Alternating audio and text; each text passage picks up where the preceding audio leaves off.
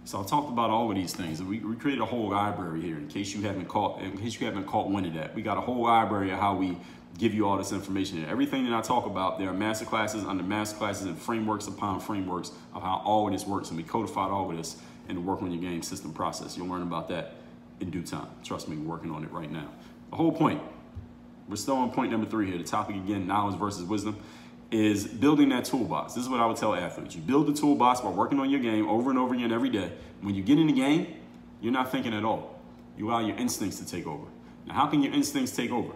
Because you have drilled into them the muscle memory of doing those drills over and over again. Because you've done the dribbling drill over and over again, because you practice your footwork, because you worked on your jump shot, because you worked on all the moves, when you get in the game, you don't have to think about what move to do. You will instinctively do it because you have drilled it into yourself over and over and over again. It works the same way with knowledge.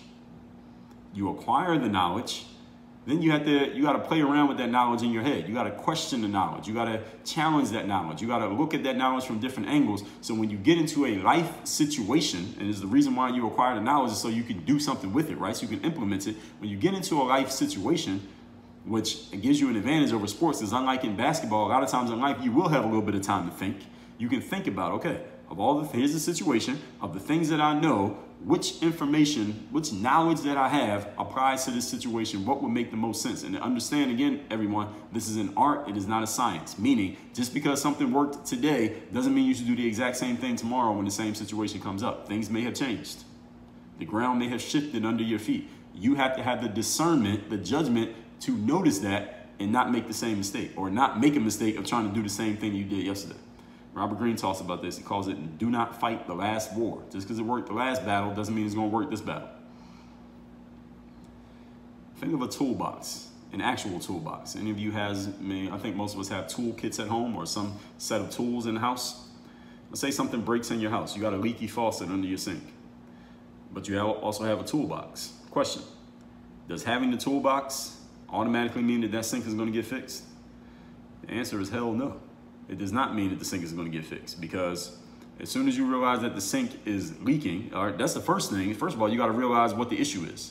All right, now you identified that the sink is leaking. You also remember that you have a toolbox. Does that mean that the sink is fixed? No. What do you got to do next?